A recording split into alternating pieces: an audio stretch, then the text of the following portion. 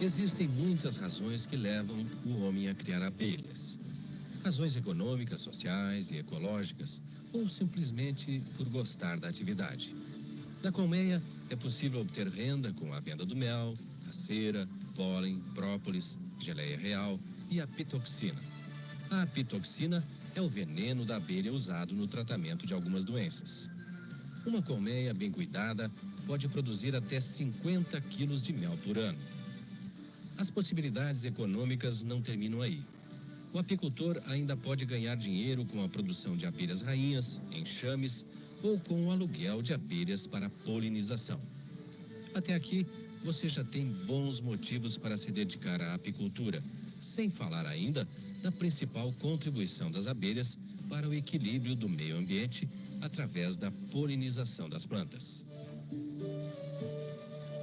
Quando uma planta floresce, a flor precisa ser fecundada para que possa gerar o fruto, as sementes e garantir a perpetuação de sua espécie. Isto é chamado de polinização. A polinização é a transferência de pequenos grãos de pólen das anteras, que é o órgão masculino da flor, para os estigmas, órgão feminino. O pólen é quem vai fecundar a flor. Para fazer a polinização, o pólen precisa ser transportado. Esta é uma das funções da abelha. Na sua constante visita às flores, a abelha fica com os pelos cheios de pólen.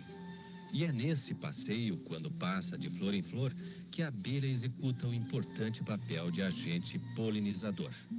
85% da polinização das plantas se deve à ação das abelhas.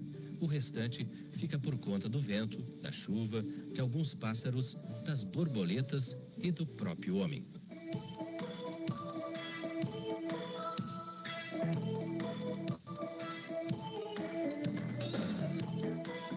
Esta é uma colmeia, a casa das abelhas. Aqui vive de maneira organizada uma família de abelhas composta de 3 indivíduos distintos e indispensáveis. Cada um exerce funções diferentes que garantem a sobrevivência de todos.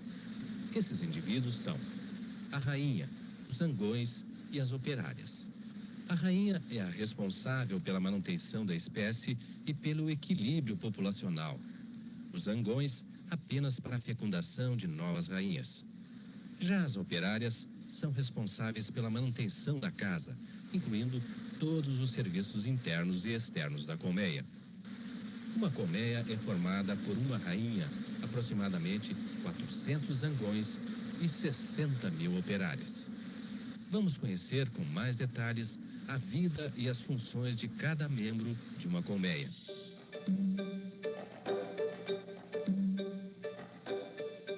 A abelha operária é do sexo feminino. É o menor membro da família. Seus órgãos de reprodução são atrofiados. Por isso, não realiza acasalamentos e não tem capacidade de postura de ovos fecundados. A função principal da operária, como o próprio nome diz, é o trabalho.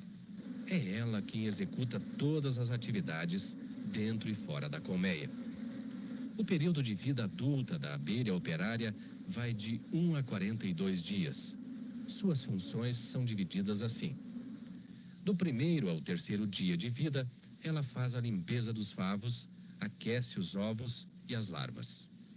Do 4º ao 12º dia, ela produz geleia real, alimenta as larvas e cuida da criação de novas rainhas em épocas de reprodução. Do 13º dia ao 18º, a abelha operária produz cera, constrói favos e realeiras para a criação de novas rainhas. Do 19º ao 20º dia, é ela quem defende a família contra qualquer tipo de invasão e realiza os primeiros voos. Do 21º dia até o 42º dia de vida, a abelha operária faz os serviços externos no campo, coletando néctar, pólen, própolis e água.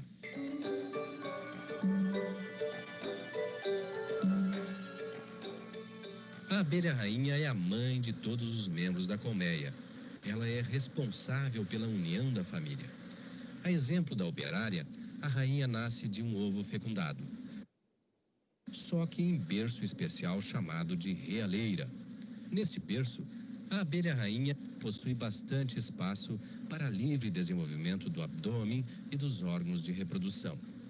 O período de vida da abelha rainha vai até 5 anos, porque é alimentada exclusivamente com geleia real. Para manter a família unida, a rainha emite um odor chamado de feromônio. Este odor faz com que as abelhas fiquem unidas e evitem a dispersão.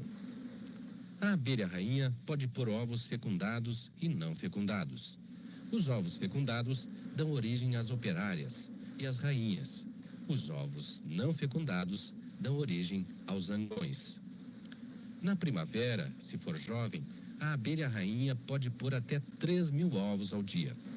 Quando envelhece, perde a capacidade de postura e diminui a emissão do feromônio e, neste caso, as próprias operárias procuram substituir a mãe.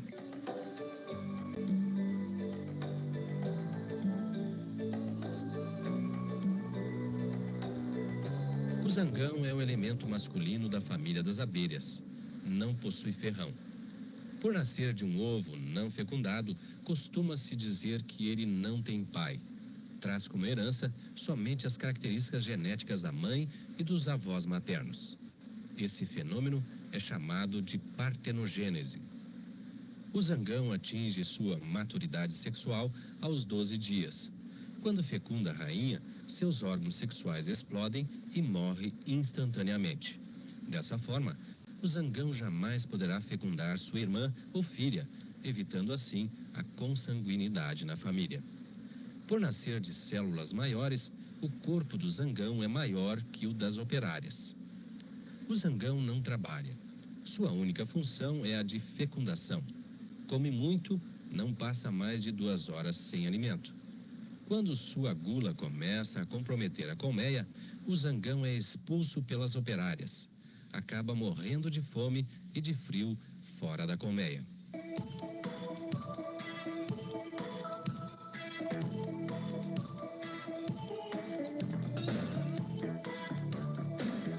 As abelhas são capazes de informar com exatidão às suas colegas onde está a localização do alimento encontrado.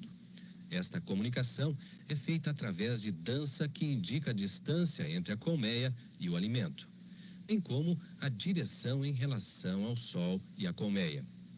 A dança varia de forma, depende da distância que está o alimento. Se estiver a menos de 20 metros, a dança é feita em forma de foice. Caso o alimento esteja entre 20 e 100 metros, a dança é circular. Acima de 100 metros, a abelha realiza uma coreografia em forma de 8 com requebrados. Quanto maior a distância entre a colmeia e a fonte, mais lentos são os requebrados. Requebrados mais rápidos significam alimento mais perto. Acima de 1.000 metros, a abelha não dança como se não valesse a pena voar tanto em busca de alimento.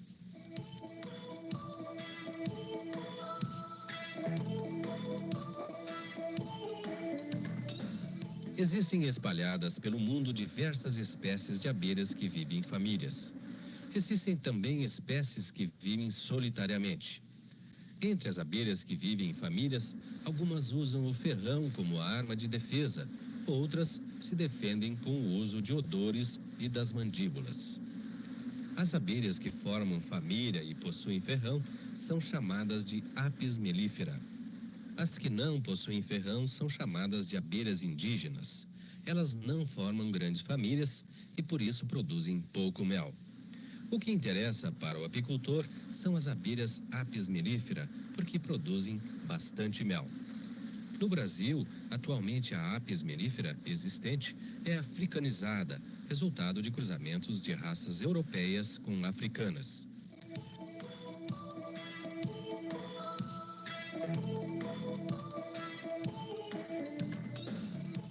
Para trabalhar com as abelhas é preciso que você tenha alguns materiais e equipamentos indispensáveis. Uma regra básica é nunca mexer com as abelhas sem proteção. Para isso, use sempre a indumentária apícola, que é a vestimenta adequada para você se proteger das abelhas durante o trabalho. A indumentária deve ser de cores claras, branco de preferência. Cores escuras irritam as abelhas. A indumentária apícola é formada pelas seguintes peças: máscara, macacão, luvas e botas. Além da indumentária, existem outros equipamentos que são importantes para o apicultor. Um deles é o fumigador. Para fazer a fumaça, você deve usar sempre um produto de origem vegetal. Folhas secas, pauzinhos de madeira bem secos, ou então uma maravilha como essa aqui.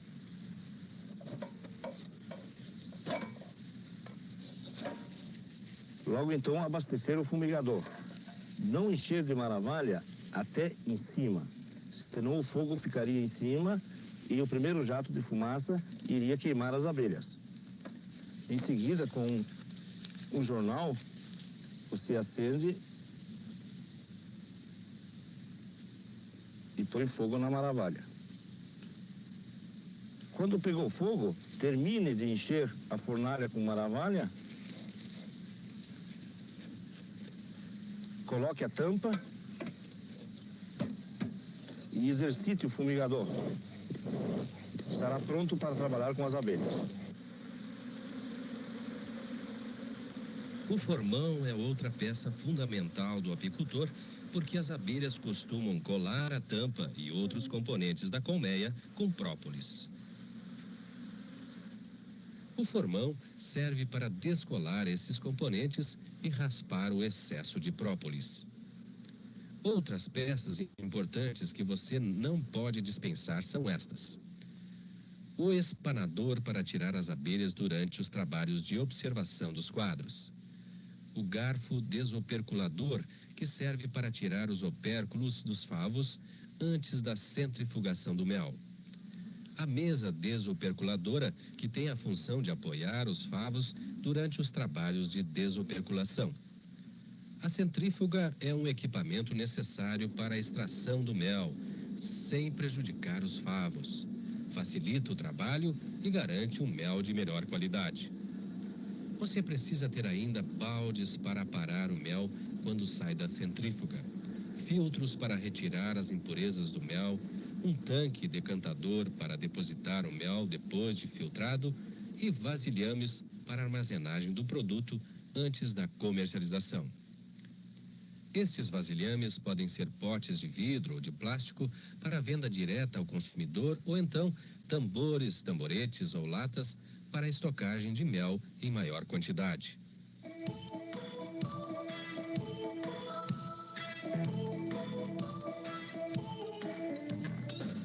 A colmeia é a casa das abelhas. Os habitantes da colmeia formam a família das abelhas. A colmeia deve ser construída dentro de medidas que obedeçam o espaço da abelha. Este espaço é medido de acordo com o tamanho do corpo da abelha e alcance de suas pernas. O espaço ocupado pela abelha é de 6 a 9 milímetros. Deve ser respeitado em todos os componentes internos da colmeia. A colmeia padrão recomendada para Santa Catarina é esta aqui, a Langstroth, inventada por um pastor americano em 1852. Por oferecer condições ideais para o trabalho das abelhas e do apicultor, a colmeia Langstroth é a mais difundida em todo o mundo. Este modelo de colmeia é todo desmontável. É formado pelos seguintes componentes: o fundo ou assoalho, o ninho com 10 quadros, o sobreninho também com 10 quadros e a tampa. Para saber quais são as medidas oficiais da colmeia Langstroth, consulte o manual do curso profissionalizante de apicultura da EPAGRE. Conheça todos os detalhes dos componentes desta colmeia e quais os materiais ideais para a sua construção. Só o detalhe que é tudo medido milimetricamente, né? Embaixo o ninho, a parte de cima, o sobreninho, a gente também chama de melgueira, né? Melgueira. E entre os dois, a tela excludente. Não pode ficar no chão, porque tem problema de subir formiga, né? Não pode ficar perto de área que tenha problema de incêndio. Mas tudo aí precisa consultar o manual, né, para ver direitinho. O núcleo possui as mesmas medidas da colmeia, só é mais estreito porque abriga menos quadros.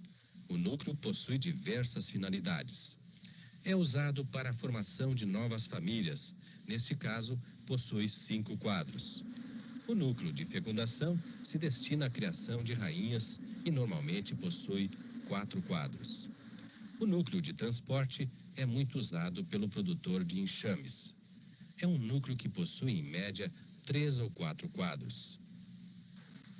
Você nunca deve pintar as colmeias com cores escuras, porque as cores escuras irritam as abelhas.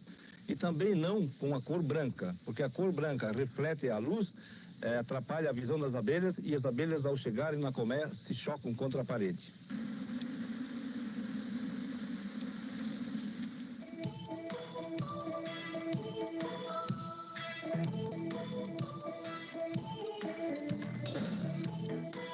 O preparo da colmeia começa com a colocação de arame e cera alveolada nos quadros. A finalidade da lâmina de cera é para orientar as abelhas onde o apicultor deseja que elas façam os favos. Antes de colocar a cera, é importante que você faça um reforço nos quadros para evitar problemas na hora da colheita do mel. Para reforçar os favos, estique nos quadros 3 ou 4 fios de arame número 24. O trabalho de colocação do arame nos quadros é feito desta maneira. Em primeiro lugar, com um furador ou broca fina, faça os furinhos nas laterais dos quadros. São 3 furinhos em cada lado. Ao lado de cada furo, coloque uma tachinha de sapateiro número 6. Não pregue a tachinha, apenas fixe na madeira levemente. Agora, passe o fio de arame pelos furos e, com a ajuda de um alicate, prenda a ponta da tachinha. Em poucos quadros, você pode esticar o arame manualmente. Quando forem muitos e você deseja que os fios fiquem bem esticados, use um esticador de arame, também conhecido como sargento. Gire a roldana do esticador de arame e faça as laterais do quadro se curvarem para dentro. Estique o fio de arame suavemente. Volte a roldana na posição anterior e retire o quadro da prensa. As laterais voltam ao normal e o arame fica bem esticado. Na sequência, corte a lâmina de cera alveolada para colocar nos quadros. No momento de cortar a cera, fique atento para a posição dos alvéolos.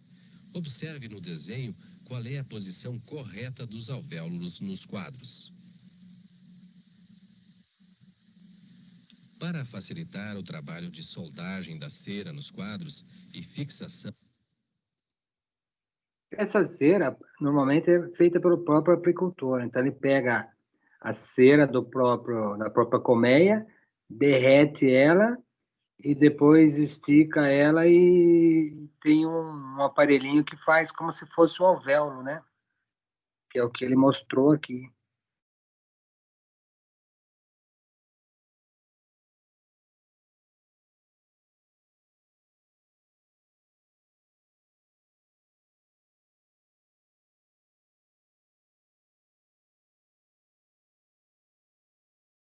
Um minuto só, peraí.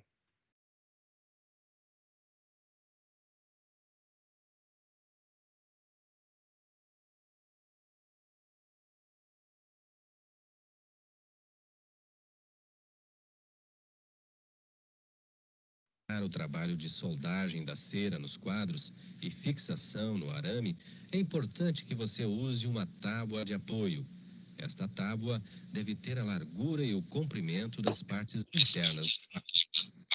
A lâmina de cera deve ser colada na vareta superior do quadro. Para a colagem, use cera líquida derretida em banho-maria. Para fixar os fios de arame nas lâminas de cera, existe uma carretilha especial. Esta carretilha você encontra em casas especializadas em produtos apícolas. Antes de fixar o arame com a carretilha, molhe a tábua de apoio para que a cera não grude. Aqueça a carretilha em água quente. Agora, deslize a carretilha aquecida sobre o arame.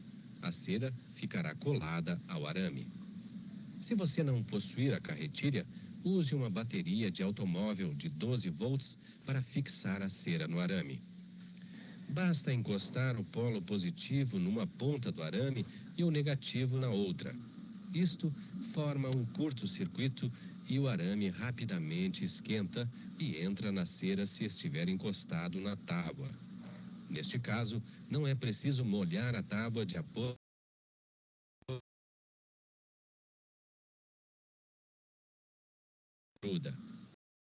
Lâminas de cera, basta entrar em contato com a unidade apícola da Epagre em Florianópolis ou então procure as associações de apicultores que possuem cilindro alveolador.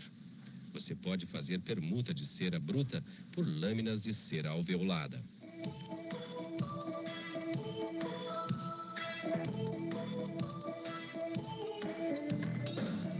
A pastagem apícola é o conjunto de flores que as abelhas precisam visitar para coletar néctar e pólen.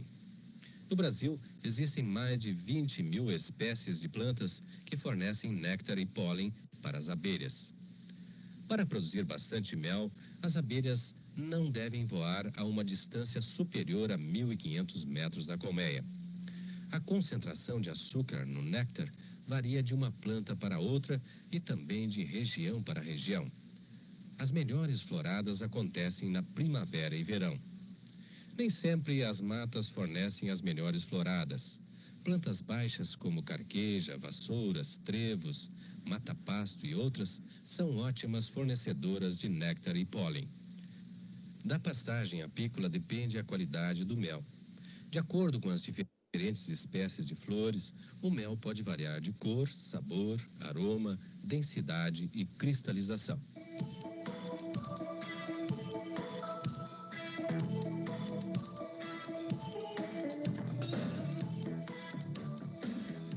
A localização do apiário está relacionada com a pastagem apícola. O número de colmeias depende do potencial de flores existente. Uma colmeia deve produzir no mínimo 25 quilos de mel por ano. Se não alcançar esta produção, pode estar havendo desequilíbrio, isto é, mais abelhas do que flores. Na instalação do apiário, existem vários fatores que você deve observar. Instale o apiário no mínimo 150 metros, longe de estradas, lavouras, hortas, residências e locais onde exista movimento de pessoas e animais. Tenha o cuidado para que o alvado das colmeias esteja voltado para o nascente do sol. O apiário deve estar em local de fácil acesso, sem correntes de vento muito fortes. Nunca instale o apiário no pico da montanha. Procure um ponto de meia elevação. Evite locais baixos e beiras de rios ou lagos, porque pela manhã normalmente existe muita neblina.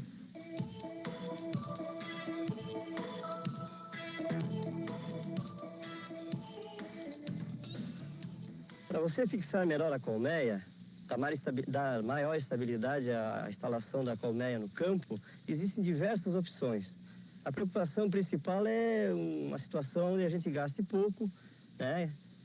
Equipamento mais barato que se tem à mão disponível sempre. Nós estamos vendo aqui palitos de madeira, né, retirados do mato, da mata, são galhos de árvores ou outros tipos de madeira que são cortados, apontados e fixados ao solo. Preocupado o apicultor com o inimigo mais comum que acontece em Santa Catarina, que é a formiga, podemos colocar protetores que nada mais é do que aproveitamento de embalagens. Em cada estaca devemos colocar então um desses protetores. Ao instalarmos a colmeia, devemos estar preocupados para que ela fique inclinada aproximadamente 1 centímetro para frente. Isso faz com que a água da chuva, ao adentrar a colmeia, escorra novamente. E também a colmeia deve estar nivelada lateralmente. Isso vai fazer com que as abelhas puxem os quadros certinhos, os favos, sempre na vertical. Outra opção que você pode ter para fixar as colmeias é aproveitamento de ripas, sobras de madeiras, que é facilmente encontrado no interior. Em locais onde não há ocorrência de formigas, nós podemos instalar nossas colmeias em cima de tocos de árvores, tomando a preocupação de ter aproximadamente meio metro de altura do solo. Podemos encontrar ainda nas lojas que vendem material apícola suportes de colmeias, cavaletes feitos com material galvanizado, no caso de metal, e com os protetores de formiga. Você pode construir um cavalete de tijolos. É mais durável, mais resistente, tendo a preocupação de uma altura em torno de 60 centímetros, para maior conforto do apicultor. Um sistema novo que está sendo utilizado como suporte para a fixação de colmeias é a utilização de cano galvanizado e garrafas plásticas, essas tipo descartáveis de refrigerantes. Ao mesmo tempo que esse sistema serve de suporte para a colmeia, protege também do inimigo comum que nós temos em Santa Catarina, que é a formiga. Para instalar a colmeia é muito simples. Após nivelarmos as 4 bases, nós colocamos a colmeia em cima da ponta dos canos. O comprimento de cada cano é em torno de 90 centímetros. Parte dele fica enterrado no chão.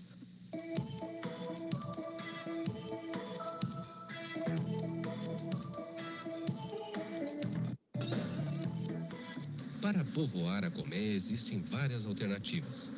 Você pode adquirir famílias de abelhas de apicultores que comercializam enxames.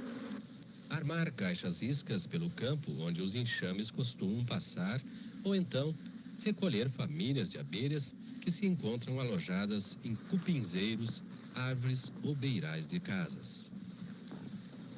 Uma vez recolhido o enxame, espere até a noite. Assim que escureceu, aí você pode pegar o núcleo e levar para o apiário e colocar no lugar definitivo para que as abelhas possam trabalhar. Veja como fazer a transferência de enxames e o povoamento de colmeias através de caixas iscas no manual do curso profissionalizante em apicultura da EPAGRE.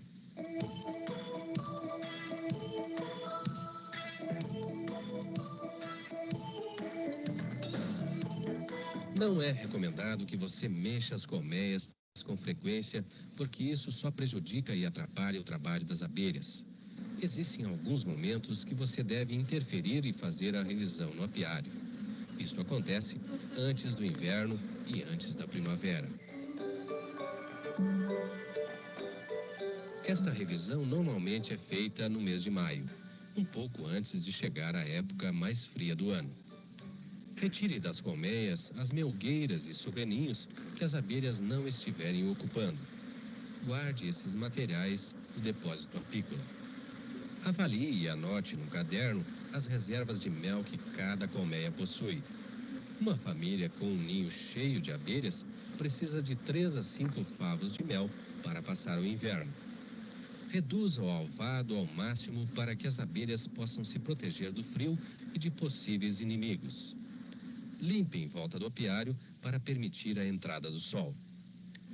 Lembre-se que é durante o inverno que o apicultor perde o maior número de famílias de abelhas. Isso acontece pela falta de alguns cuidados e principalmente pela falta de alimento. As abelhas morrem de fome e de frio. Esta revisão deve ser feita logo no início das primeiras floradas que antecedem a primavera. Além do material normal de trabalho, leve até o apiário um ninho vazio. Raspe a própolis e deixe o ninho bem limpo. No apiário, retire do cavalete a primeira colmeia que vai ser trabalhada. Coloque no cavalete o ninho vazio na mesma posição em que estava a colmeia. Abra a colmeia e retire um a um os quadros com favos e abelhas. Aproveite para raspar a própolis. Recoloque os quadros na mesma posição e ordem no ninho vazio. Os favos velhos, pretos, mofados ou defeituosos não devem ser aproveitados. Complete o ninho com quadros contendo cera alveolada. Verifique se a rainha está com boa postura e se as larvas não estão com doenças. Veja se já está entrando mel novo e pólen na colmeia. Se ainda não, forneça um alimento estimulante às abelhas. Raspe a própolis e limpe o ninho que foi desocupado. Use este ninho para fazer a revisão na próxima colmeia.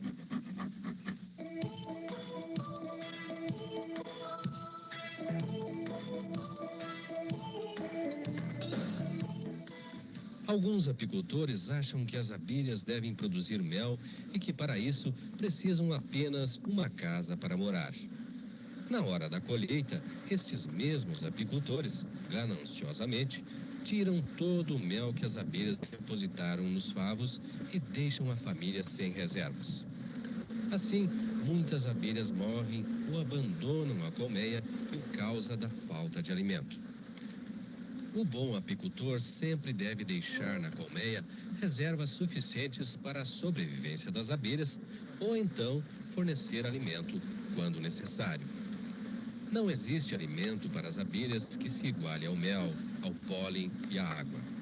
Mas na falta destes, você pode usar alguns alimentos artificiais à base de açúcar ou mel que, em parte, satisfazem as necessidades das abelhas.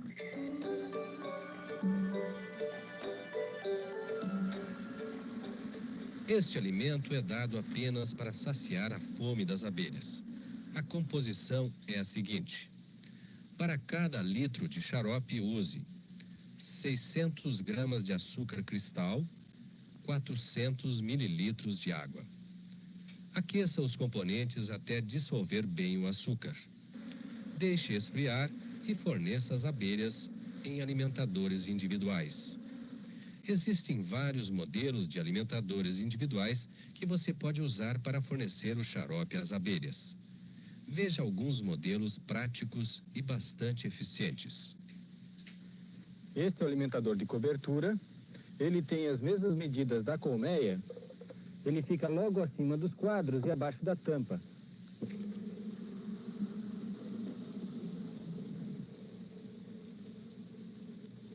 Vejam bem, esse alimentador de cobertura, ele tem um formato de coxo.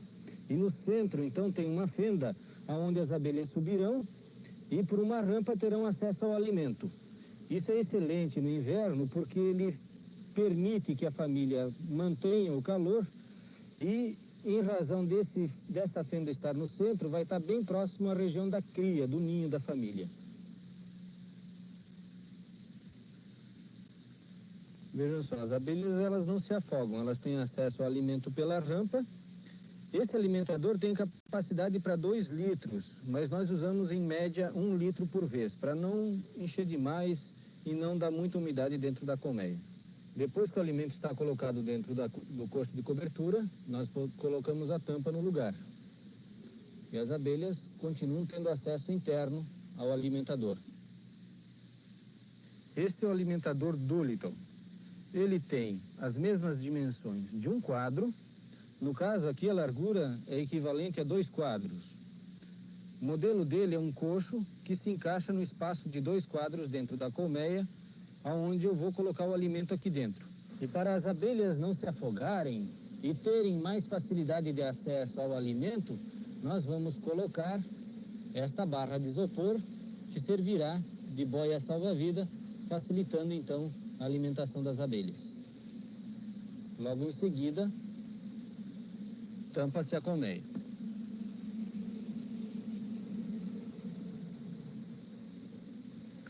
Outra maneira prática de alimentar as abelhas é utilizando o alimentador modelo Boardman.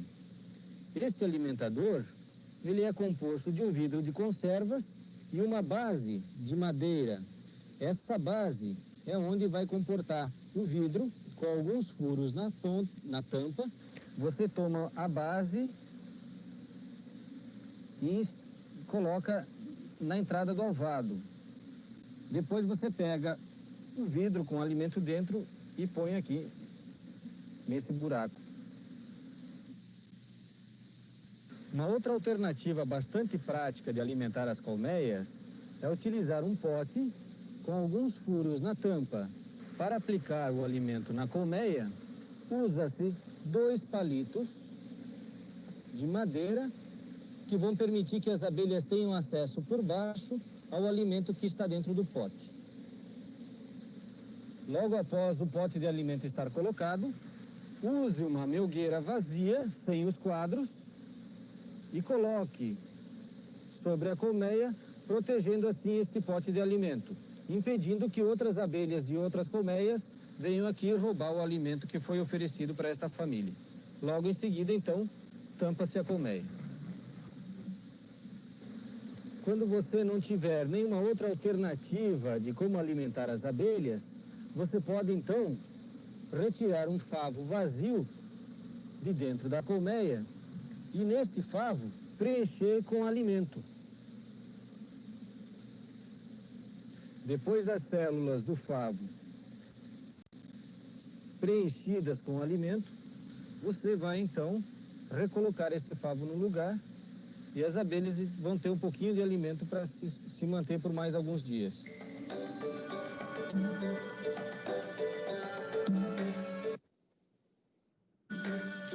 O alimento estimulante tem a função de estimular a postura da rainha 50 a 60 dias antes do início da florada. Para isso, você deve fornecer proteína às abelhas.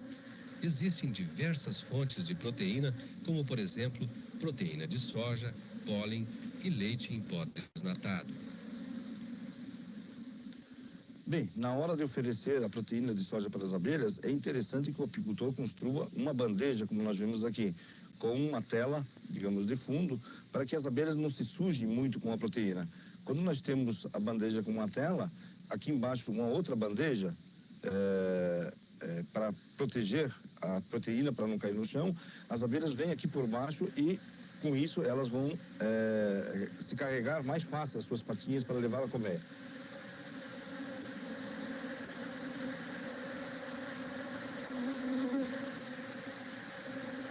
Você viu aqui uma maneira fácil e prática de alimentar as abelhas com proteína. E também um alimento bastante barato.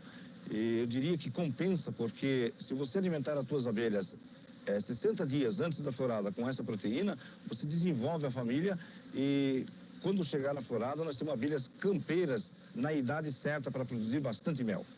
Veja no manual do curso profissionalizante de apicultura da EPAGRE outros tipos de alimentos artificiais que você pode fornecer às abelhas e aumente a sua produção de mel.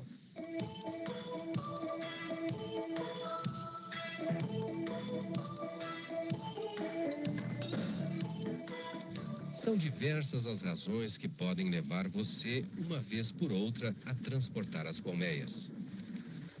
Para recolher enxames, fazer mudança de apiário, fazer migração a fim de aproveitar outras floradas, para atender trabalhos de polinização ou então quando comprar abelhas. Durante o transporte das colmeias, você deve tomar alguns cuidados para evitar incômodos ou então perda de famílias pela morte das abelhas. Para fazer o transporte de colmeias a pequenas distâncias é muito simples. Quando você precisar mudar uma colmeia para uma curta distância, você não precisa de muita preocupação. Para que as abelhas não retornem ao local antigo no outro dia, basta que você mude essa colmeia toda noite 1 metro, até chegar no lugar definitivo. Para distâncias maiores, até 3.000 metros, faça o seguinte: pregue o fundo da colmeia. No dia da mudança, à tarde, coloque em cima da colmeia e no lugar da tampa uma tela de transporte. À noite, feche o alvado com esponja. Retire a tampa para a tela de transporte ficar livre e transporte as colmeias até o local desejado. É importante que você faça o transporte das abelhas à noite, porque à noite todas as abelhas estão recolhidas. Nesse caso, não há perda de abelhas no campo. Um outro detalhe importante, quando você transportar as suas abelhas até uma distância de 3.000 metros, é natural que as abelhas conheçam esse campo. E se você abrir a colmeia no mesmo dia, no dia seguinte, as abelhas não sabem que foram mudadas e vão retornar ao lugar antigo. Então não abra a colmeia no mesmo dia, mantenha fechado até mais ou menos às 10 horas. Às 10 horas da manhã você pode abrir e todas as abelhas vão fazer um novo voo de reconhecimento e dessa maneira não voltar mais ao lugar antigo. Para transportar as colmeias a longas distâncias, tenha os seguintes cuidados. Pregue o fundo da colmeia. No lugar da tampa, coloque uma tela de ventilação. Fixe bem os componentes da colmeia. Use tiras de borracha, elástico ou pregue com parafusos ou pregos. À noite, feche o alvado com esponja. Empilhe as colmeias no veículo. Tenha o cuidado de usar separadores entre as caixas para facilitar a ventilação. A velocidade do veículo nos primeiros 4 a 6 quilômetros deve ser moderada, no máximo 20 quilômetros por hora. Não abafe as colmeias com o uso de lonas. A carga deve estar bem amarrada.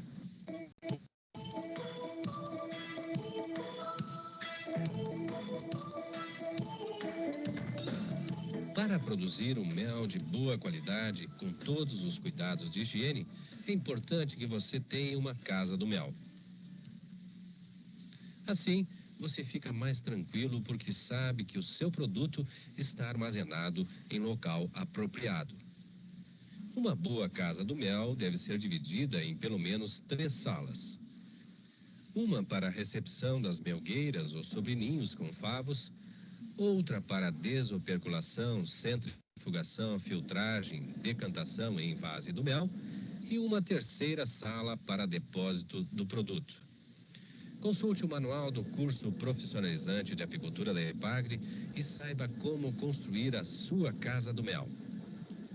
No momento da colheita do mel, tenha os seguintes cuidados. Antes de ir até o apiário, deixe a casa do mel limpa e com todos os equipamentos preparados. Para fazer a colheita do mel, use a indumentária apícola e o fumigador para acalmar as abelhas durante o trabalho. Selecione favos com mel maduro. É o mel que se encontra nos favos completamente operculado. Se eventualmente, junto com o mel maduro, você colher favos que não estejam totalmente operculados, faça a centrifugação destes favos à parte. Esse mel verde, por conter alto teor de umidade, deve ser consumido dentro de 90 dias. Ao abrir a colmeia, não aplique fumaça de cima para baixo entre os favos. Aplique somente por cima dos favos, de modo que a fumaça circule no mesmo sentido em que estava a tampa. O ninho receptor é um ninho vazio com fundo e tampa que você deve levar até o apiário no momento da colheita. Neste ninho, coloque os primeiros favos até desocupar o ninho em que o mel está sendo colhido. Depois de fazer a colheita do mel, leve os favos até a casa do mel. Na hora do deslocamento, cubra a carga com lona. Assim, você protege o mel contra a poeira ou chuva, caso acontecer. Antes de começar a desoperculação do mel, lave as mãos e enxugue bem em toalha limpa. O mel fermenta com facilidade quando em contato com a água. Por motivos de higiene, é recomendado que você use guarda-pó branco e boné ou lenço na cabeça. Durante a desoperculação, evite fumar, tossir ou espirrar no local. Coloque os favos desoperculados na centrífuga para a extração do mel. Na saída da centrífuga, coloque um balde e um filtro para receber o mel. Este filtro tem a função de reter os pedaços de favos, opérculos e larvas de abelhas que podem sair junto com o mel durante a centrifugação. Em seguida, coloque o mel no tanque decantador. Deixe o mel nesse tanque durante 48 horas. Após este período, as impurezas mais leves do mel e também a espuma sobem para a superfície. As impurezas mais pesadas descem para o fundo do tanque, abaixo da torneira. Não deixe o mel no tanque decantador mais do que uma semana. O mel pode cristalizar e não sair mais pela torneira.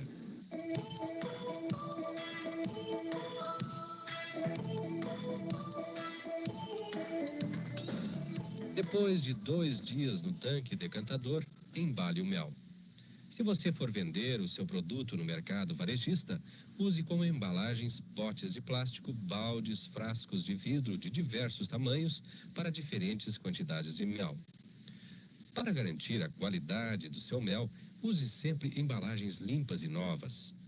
Para evitar bolhas de ar e espuma durante a embalagem do mel, posicione o frasco um pouco inclinado embaixo da torneira. Faça o mel escorrer pela parede do frasco. Para a estocagem do mel, use latas, tamboretes ou tambores, desde que sejam bem fechados, limpos, secos e de preferência novos. É importante que o vasilhame seja protegido internamente com verniz sanitário próprio para a estocagem de alimentos. Nunca use latas de tinta, tambores de óleo ou vasilhames de agrotóxicos, mesmo que sejam bem lavados.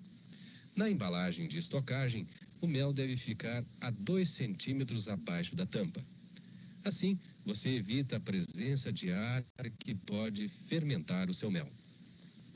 O local de estocagem do mel deve ser fresco, seco e livre de cheiros estranhos, como de adubo, querosene, diesel e outros que acabam alterando a qualidade do mel. É importante que você coloque as embalagens sobre os estrados de madeira e não diretamente sobre o piso. A cristalização do mel é um processo natural. Pode acontecer em poucos dias após a colheita ou então depois de algumas semanas ou meses. Depende da origem botânica do mel e da temperatura. Não embale o mel cristalizado, porque as bolhas de ar que ficam entre as camadas comprometem a sua conservação. O mel logo fermenta. Depois de extrair o mel, selecione os favos. Reaproveite somente os favos claros e bem formados. Os favos velhos e opérculos precisam ser derretidos e transformados num bloco de cera homogêneo. Uma maneira prática e muito fácil de fazer esse trabalho é com o uso de um derretedor de cera a vapor. Este equipamento dispensa a presença permanente do apicultor, apresenta melhor rendimento e oferece mais segurança contra queimaduras. O princípio deste derretedor de cera a vapor é o mesmo de uma caldeira. Aqui embaixo nós temos um depósito com água, separado por outro tambor, onde nós colocamos os favos. Embaixo nós colocamos fogo, o fogo aquece a água gera o vapor sai por este cano, subindo aqui em cima, entra no tambor onde estão os quadros, derrete a cera e vai sair por este cano no balde que está parando. Bem, aqui agora nós vemos a cera toda derretida, o quadro limpo, com os arames intactos, é isso, e esterilizado pelo calor do fogo. O que sobrou aqui não é mais cera, é apenas a sujeira, que normalmente o apicultor joga fora. Uma vez o quadro limpo, é só reesticar os fios de arame e reaproveitar de novo na colmeia.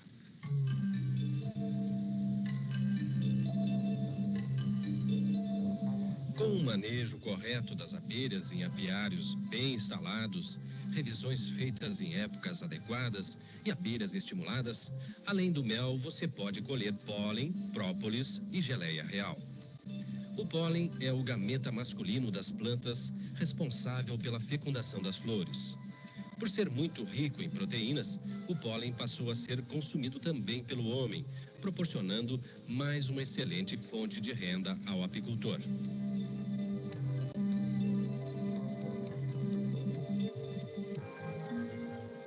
A própolis é uma resina vegetal que as abelhas coletam da casca das gemas prestes a florescer e das folhas verdes de algumas plantas.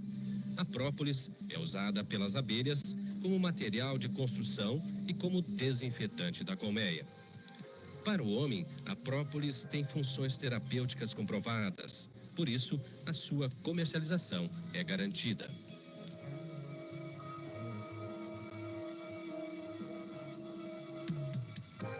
A geleia real é produzida pelas abelhas jovens e carregadas de alimentar as larvas. É o alimento básico da rainha. Por ser um estimulante biológico, com ação energética e regeneradora do organismo, a geleia real possui um alto valor de mercado. Esta é mais uma fonte de renda importante na atividade apícola.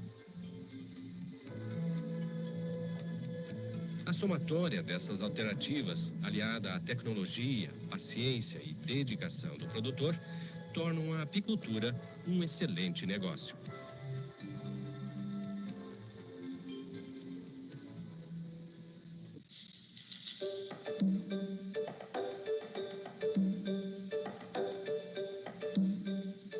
Primeiro, instale o apiário onde existam boas floradas.